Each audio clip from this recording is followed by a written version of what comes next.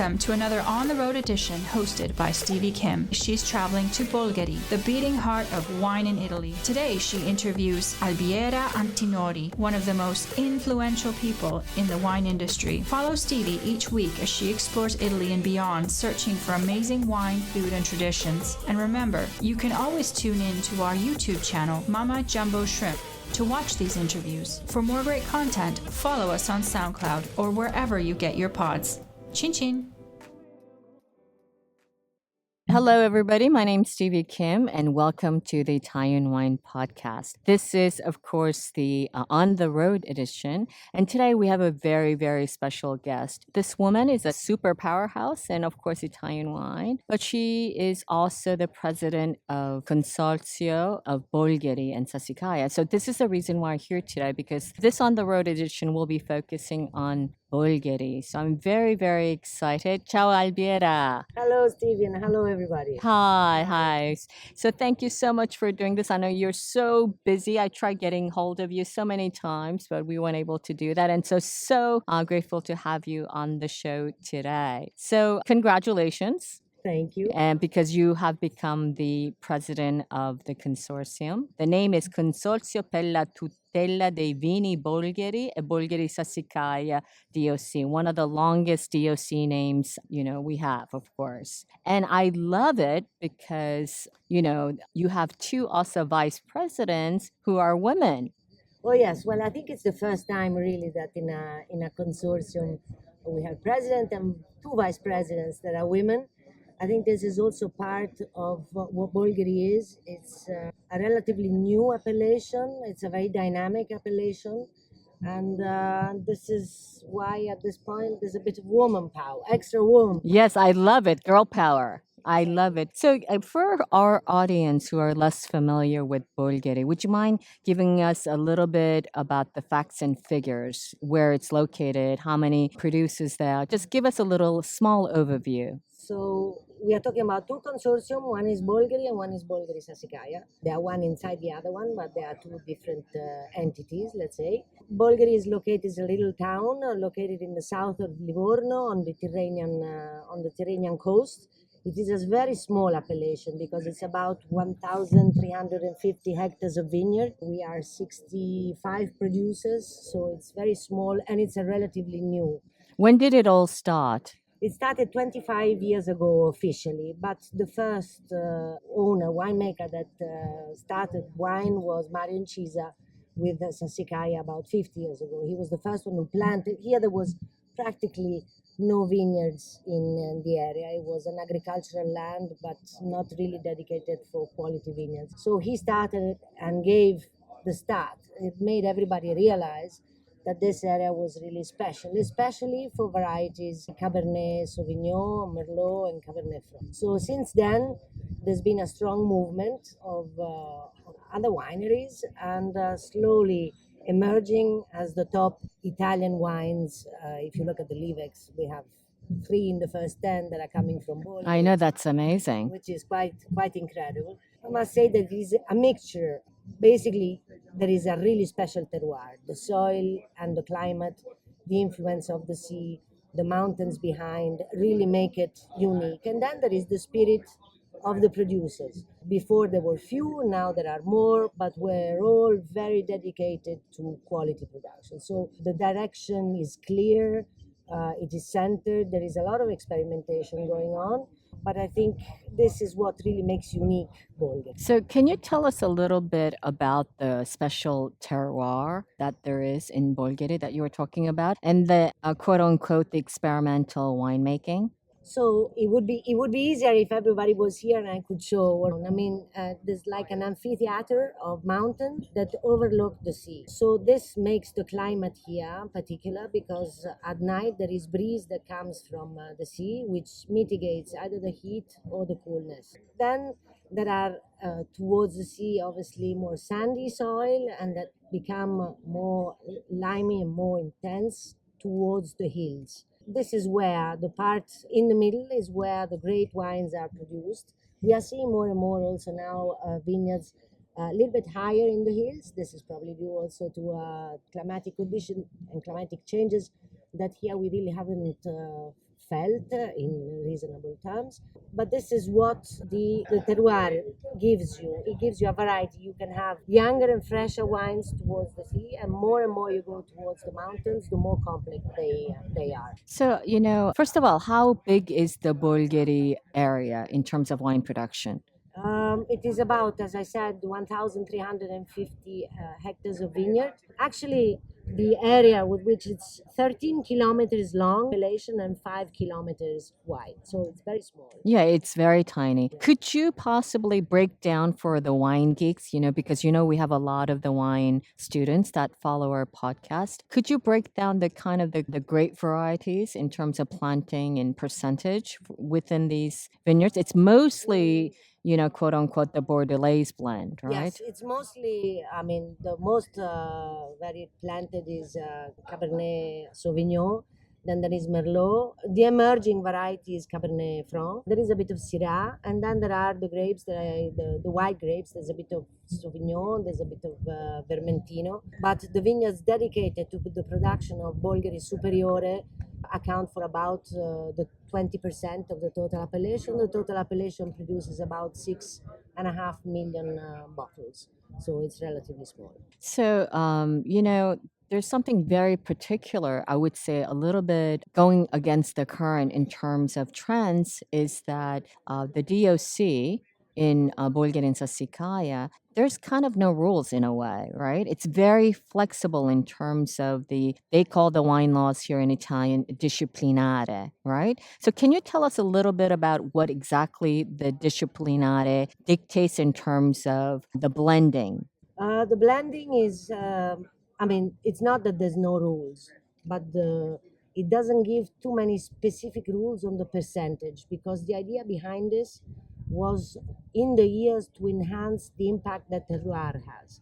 So you can have 100% one single variety that can compose Bolgheri Superiore, but you can have also the blend between them.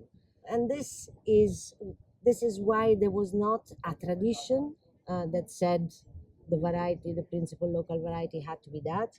And this is what gives actually also a relatively free spirit of experimenting. So whoever the producer is, he likes his wines or thinks that his vineyards are more suited for some varieties or some others. He is free to do it, obviously in strict rules in terms of quantity, in terms of aging. So this is the way it was chosen to do, and I think it has proven very positive. Also because you see the results, and you see new wines coming up, new quality wines coming up, and then at the end, when you taste them all together, you can always recognize the silkiness of the wines from Bolgheri, the structure, but at the same time the elegant and fruitiness, the Mediterranean aromas. So it does overcome all of this. So, one thing I've noticed is the logo of the consortiums, right? The consortium. I don't know if it was an undertaking from the new, let's say, the management of the consortium, or it was a project that was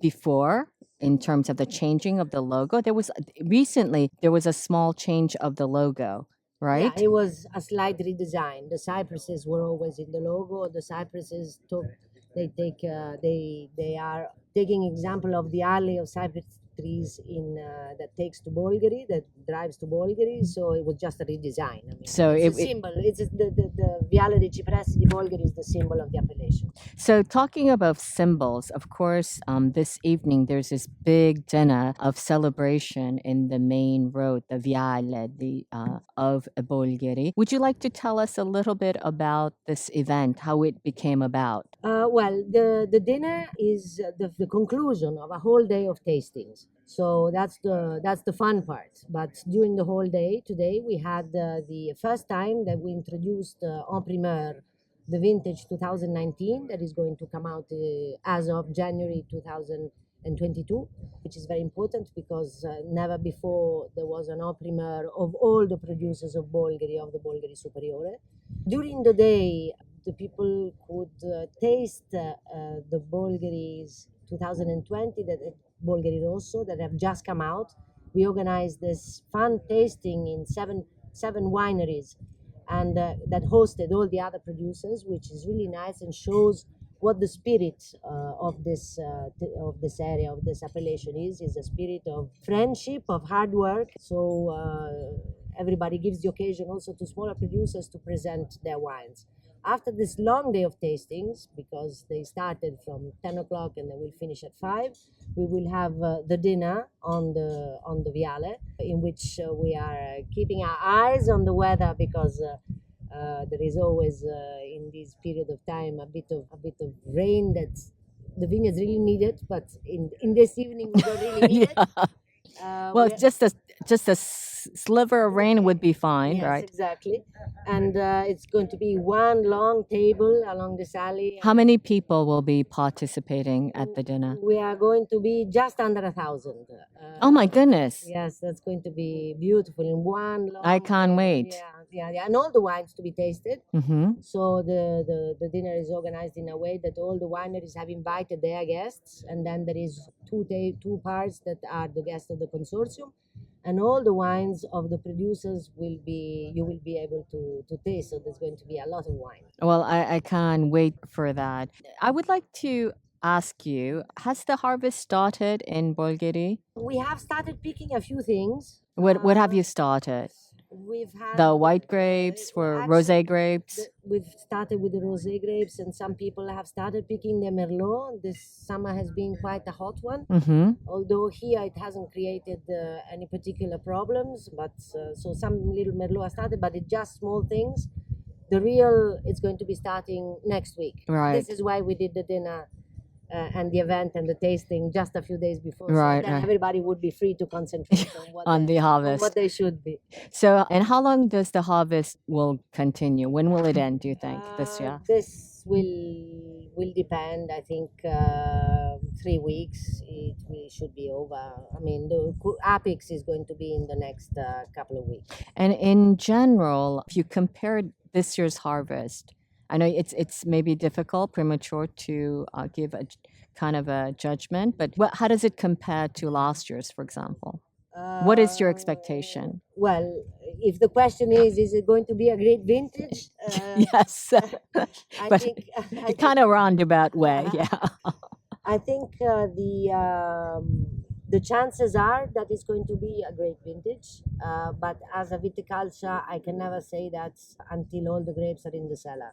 The chances are that it's a great vintage. But Right. until it's finished and done, and every malolactic fermentation has started, vineyard owners don't really want to talk about that. Right, It's right, like, right. A taboo. Yeah, Yeah. exactly. So, talking of, challenges, what are the main challenges for Bolgheri producers? I know that's a gross generalization. It depends on each wineries. But what are the challenges for Bolgheri producers in general? I think the challenges are the challenges of great appellations to produce better and better wines every year, to experiment, to see if there's new things. This is an area in which we still have a lot to discover. The average age of the vineyards is 15 years old, so there is still new things to be done, varieties, areas, viticulture-wise, to be experimented, but the concept has to be that quality alone, and introducing people to the area because it's known, but still there is a lot of work to do. So, I want to ask you kind of a cheeky, maybe personal question. So, of course, you have this big role as, representing not just Italian wine, but women in wine, right? So, for the younger generation who aspires to become not Albiera Antinori, but someone who aspires to become Something better, much better. You need to become. some, especially young women who aspires to become, do something important, contribute in a significant way in the wine industry. What are your suggestions? What is your advice, if you can give, just kind of an inspirational advice to especially the young women out there? I think that the first thing goes through studying, and going to good universities, taking stage in vineyards, harvesting, understanding land, and understanding wine. There is a real need of people that have an experience and let's say a curriculum Mhm. that is important. And this is something that the new generation has the chance to do. Our generation, we were not really pushed to study a lot. Next generation, they have to do, and they have to be on the top of all the new experimentation, the new studies. Then, in general, to any kind of young starting to work, probably the most important thing is the curiosity. The curiosity leads you to always look for something new and for something better, and then just to prepare to be hardworking people. And what about your children? How many children have you got?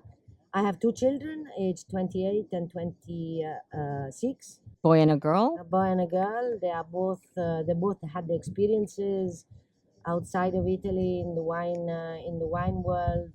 One is more in the marketing side, one is more in the agricultural side. She's viticultural enologist. They've just started. The boy has started a year and a half ago. The girl a few months ago. They're on board, and it looks like they're enjoying it.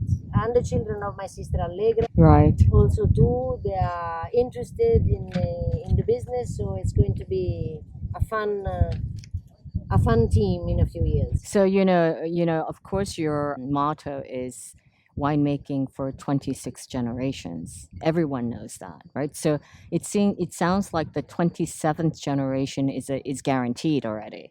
You never say it's like you never say it's like harvest. They might get bored and change their mind, but the chances are there. For us, it's very important that generations after. I mean, it is just as important as making great wines is to have the generation after that. At least one or two or three or even more, all of them enjoy. There's lots of things to do, and it's really such a special world, this world of wine, that you really cannot not like it. So what is you have two women presidents. Of course, you have Cinzia Melli and Priscilla Incisa della Rocchetta and yourself at the top of the management of this consortium right now. When is your mandate until? Like 2000, till next year, I think? I still have either 1 more or 2 more years. Okay. Within these 1 or 2 years, what are the milestones? What are the objectives you've set for yourself?